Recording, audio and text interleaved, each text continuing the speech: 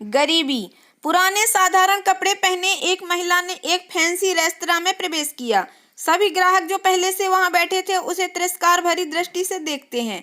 वह महिला फटी पुरानी ड्रेस पहने हुए थी और देखने में गरीब लग रही थी।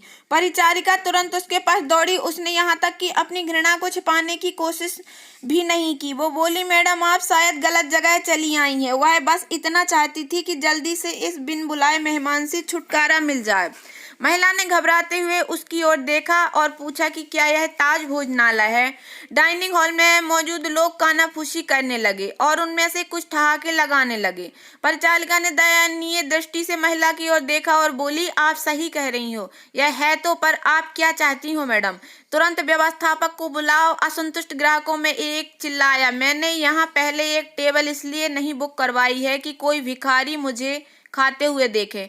महिला ने अपना सिर नीचे कर लिया और धीरे से बोली, मैं तुम्हारा ज्यादा समय नहीं लूंगी बेटा, मेरा केवल एक अनुरोध है कि आप इस तरफ आइए। परिचारिका ने अनिच्छा से बुजुर्ग महिला को अंदर आमंत्रित किया।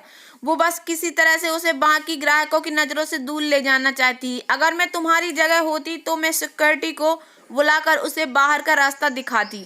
आपने देखा कि कैसे उससे बदबू आ रही है, वह एक बुरा सपना है। ये सब बोलकर वहां बैठे लोगों ने अपनी भावनाओं को बिल्कुल छुपाया नहीं। महिला मिठाइयों के सूकेस में गई और काफी देर तक उसे देखती रही। वेटर उसे देखकर हंस रहे थे। वे कह रहे थे कि अगर वह यहाँ मुफ्त में खाने की उम्मीद करती है तो उसे कुछ नहीं मिलने वाला है। ऐसा लगता था कि महिला ने उनकी बातों पर ध्यान नहीं दिया। महिला बोली, मुझे बताओ बेटा, क्या लेमन केक को केवल आधा खरीदना संभव है? इसकी लागत क्या है? मेरे पास 10-10 की 17 नोट हैं। उसने हाथ में कुछ मुड़े तोड़े पुराने नोट दिखाते हुए पूछा। बेटा ने बामुश्किल हंसी रोकी। मैडम, मुझे लगता है आपके पास इस केक के एक टुकड़े के लिए भी पर्याप्त पैसा है। यह केवल केक नहीं बल्कि हमारे महाराज शेफ द्वारा किया गया कला का काम है। इसके अलावा हम इसे आधे में नहीं बेचते हैं। गरीब महिला शर्मसार हो गई।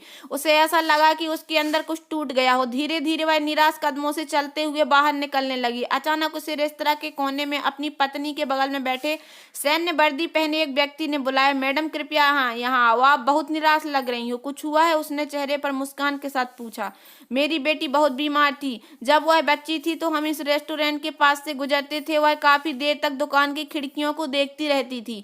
हमने एक दिन यहाँ लेमन केक खाने का सपना देखा, लेकिन फिर वह बीमार हो गई। मेरे पति चले गए और हम दोनों का पेट पालने के लिए मुझे नौकरी करनी पड़ी। मेरे पास इलाज जारी रखने के लिए पैसे नहीं, इसलिए अब मैं इसके लिए कुछ भी नहीं कर पा रही हूँ। मैंने सोचा कम से कम उसे ये केक ही दिला दूं, लेकिन मेरे पास केवल 10-10 की 17 नोट हैं। इतना कहते हुए उसकी आंखों में आंसू बह निकले। बिना किसी हिचकिचाहट के उस फौजी ने वेटर को बुलाया और अपने खर्च पर महिला के लिए पूरा लेमन केक पैक करने को कहा। महिला ने कहा, आज 17 साल हो गए हैं जब अपने बेटे लक्ष्य को खोया था। एक कार दुर्घटना में उसकी मृत्यु हो गई थी। मैं और मेरी पत्नी कुछ नहीं कर पाए। हालांकि वह एक डॉक्टर है। आपके पास में 17 नोट है और मेरा बेटा 17 साल का था। ये ऊपर वाले का इशारा नहीं तो क्या है? फौजी की पत्नी ने गरीब महिला को अपना बिजनेस कार्ड दिया और बेटी के इलाज में मदद करने का वादा किया। जब बेटा महिला के लिए लेमन केक लेकर आए तो महिला के चेहरे पर एक कृतज्ञ मुस्कान आ गई।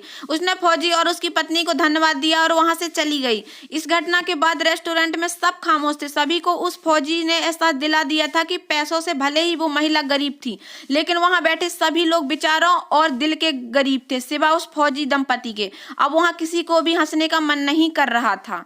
तो इस कहानी से हमें यह शिक्षा मिलती है कि किसी गरीब असहाय का कभी मजाक नहीं उड़ाना चाहिए। अगर आपको कहानी पसंद आई हो तो वीडियो को लाइक और चैनल को सब्सक्राइब जरूर करें। धन्यवाद।